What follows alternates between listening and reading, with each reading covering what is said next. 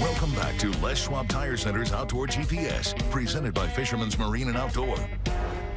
Welcome back, everybody. Now, we got interrupted by that pesky Chinook out there that Bill Monroe Jr. just put one of his clients on.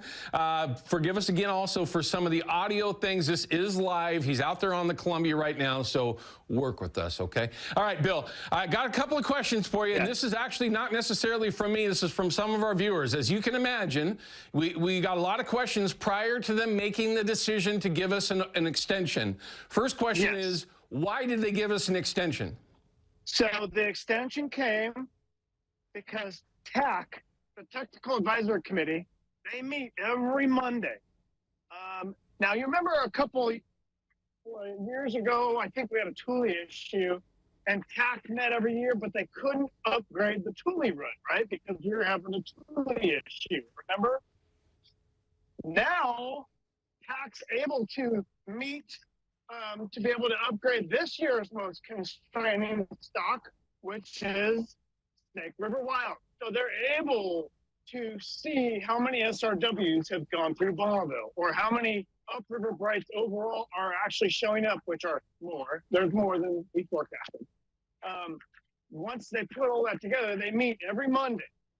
And if they have enough evidence to show proof that the run's going to be better, then they'll say, hey, states of Oregon, Washington, compact, why don't we throw out the ability to have a compact meeting to discuss these things? And sure enough, that's what happened right before the 15th. We were able TAC was able to meet. They upgraded the run mildly, not very big. And that's why it only got extended until the 22nd, instead of, any further. Next question, Bill, on that exact topic, okay, is everybody likes to be greedy, and I apologize for everyone about that. Fishermen, fisher people, we want to have opportunity. So the next question is obvious, right?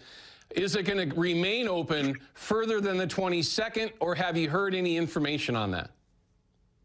So here's what we got.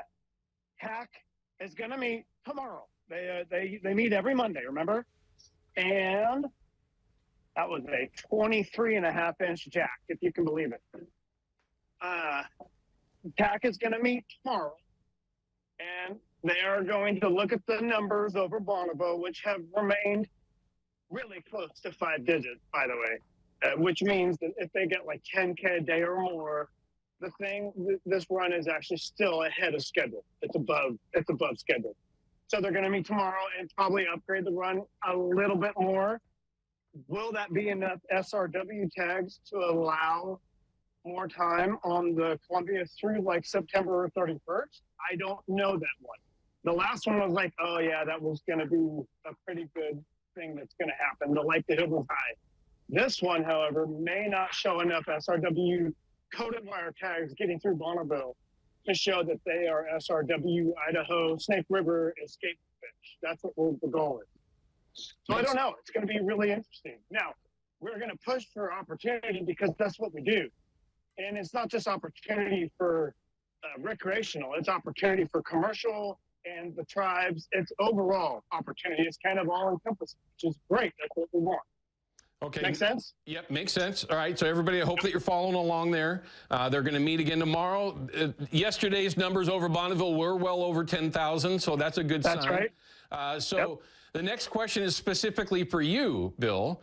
If they do close it on the 22nd, there is no extension. It remains only open for the retention of silvers on the main stem Columbia. What would be your next move? What are you going to do if they do ultimately close it on the 22nd? I will go back down to Astoria and fish that B-run coho fishery, because that actually is pretty good opportunity as well. And the bag limit got increased to 3, it's kind of attractive. Now, the fishing may not be as good right now because these tides have gone very big in Astoria. And that's just something you're going to have to work around if the closure does come forthwith. So we have to adjust. Okay. It's all about being able to adjust. Some people can't adjust. And that's why Zone 6 above Bonneville, it's hard for them when a fishery closes on September 15th. Or we have to adjust because, buoy 10 gets extra time and it goes hatchery only. That's really difficult. And I don't like that. I don't like it at all. I don't like hatchery only, but it works for the states to be able to justify constraint. You know what I mean? Yeah, I mean, that makes sense. It's hard. And obviously for yourself, you got to drag your clients and everybody else around for you. And for the average angler like myself, that's a lot of miles to cover depending on where it is that you live. Bill, I got to cut away, but last question is, do you have room on the Columbia for folks to jump in the boat with you with this fishery at all going forward? Believe it or not, I've got a lot of open days, and through the 22nd I do, and I'm not like huge on trying to fill them, but I would love to. October is going to be crabbing season. November is going to be crabbing season. We got all sorts of stuff going on. Hunting season's coming up. I mean, early season goose started. Wow, we got a lot of things. Yeah, I mean, there's a lot of things coming. I mean, if they did close the Columbia, Bill's got a lot of options for you. If you get the chance to go fishing with Bill, do so. 12 bites so far this morning, one of which on live television, Bill. Congrats on that. Thanks for the heads up and the info. As always, we appreciate it. Good luck. Be safe, okay? Anytime. Sonnenberg family. Bye, family. Thanks for helping. Bye, kids. Bye, Lynn Grayson. See you, bud. Thanks, man. That's Bill Monroe Jr. from Bill Monroe Outdoors. That was pretty cool. Can I take Chris's call real quick? Okay, let's go ahead and take Chris. Chris has got a live report from the ocean. I want to get this in before we cut away, so I'm going to steal a little time. Chris, what part of the ocean are you on, and how's the fishing? We just caught two, and I heard both the boats were talking about it was slow, and then one boat limited out real quick. But, man, we got one coho that we kept looking and trying to make sure it wasn't a Chinook, because it's a really nice one. But we got our limit yesterday, and then the day before we went out and tried for halibut out there by that Stonewall bank, and we couldn't get the bottom fish to even eat our bait, so we came back in and caught 3 salmon then. Very good. I mean, so you're getting some bites. What port are you out of, Chris? Newport. I'm right out from the lighthouse, and right now I'm 195 feet of water, and it's 55 degrees. How's the condition, or okay, not the condition, but how's the crowd, Chris? Is there quite a few people out in Newport these days? Today wasn't so bad. Yesterday there was a line up at the boat ramp, but I've been more in my boat. I just sleep on it. It's a 26-foot striper. My lady friend and I, we stay on it. But yesterday there was a lot more boats. But I guess looking to the south of us, there's quite a clan. So I guess I'm kind of out of the deal, but we get those two right away there. And then yesterday I was trying the Brad's flashers. Wasn't doing any good. And the minute I put one of those triangular pink flashy ones on with the spin bait, man, it was just fish. Got one letting the line out, and the other one wasn't in the water a minute. I mean, so 2 fish in 5 minutes. That's awesome, especially when you make a change, right? I mean, it's always nice when you just go, gosh, I wonder if I should just do this, and it works. Well, most of the time for me when I do that.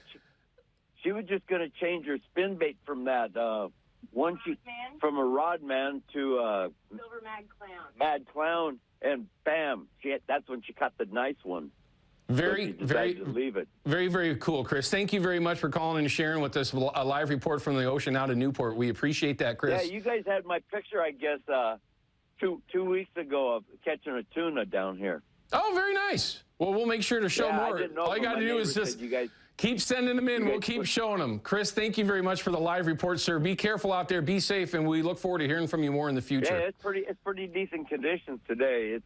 There's a lot of little wind waves, but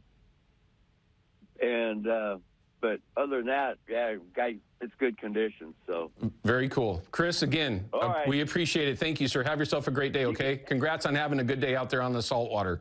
All right, everyone, we got to cut to a break. When we come back, we got your Chevy Silverado Tech Tip of the Week, and we're going to talk about my favorite thing in the whole world. A lot of people think it's fishing. Duck hunting. We'll talk about that when we come back from this break. Outdoor GPS is brought to you by Yakima Bait, steeped in tradition, innovation, and fishing success. And by Procure Bait Sense, ruthlessly effective.